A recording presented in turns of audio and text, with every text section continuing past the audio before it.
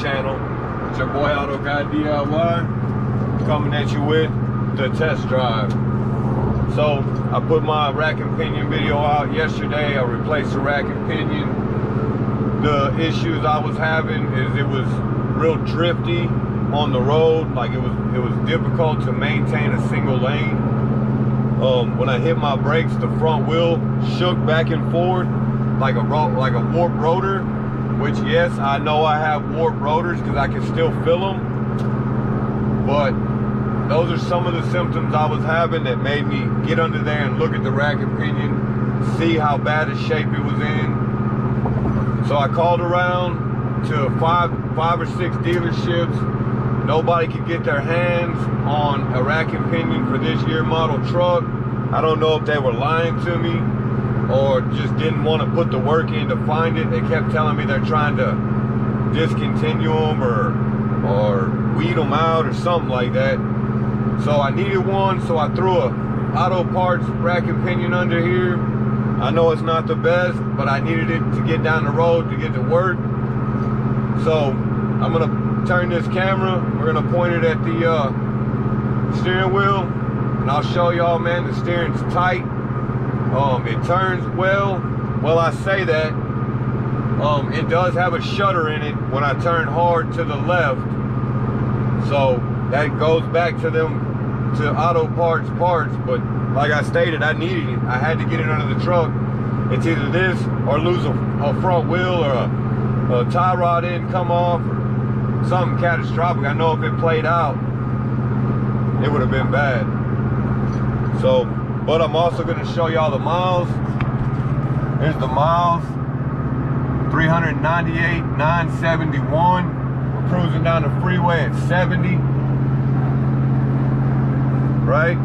I'll show you the steering wheel. Let me set y'all back down here. Get y'all on that steering wheel right there.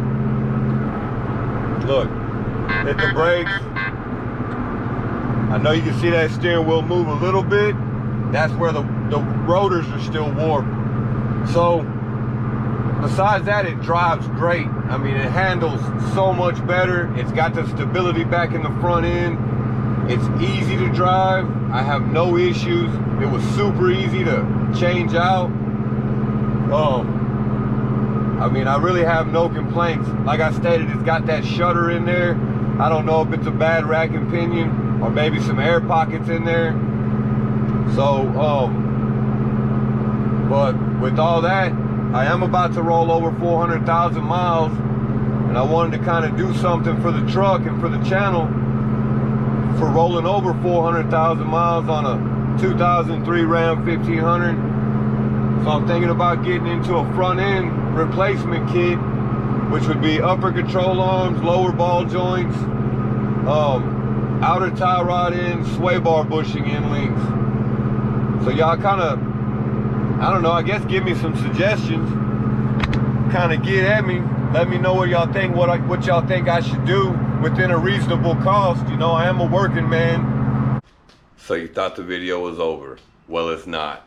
So we're gonna do like we like to do. We're gonna get under the truck, strap the camera up, go for a ride, see that rack and pinion in action, see what it looks like underneath there, and then, and only then, we will finish this video. All right, I got y'all strapped underneath the truck. Now we're gonna take this ride. Y'all can see that rack and pinion in action.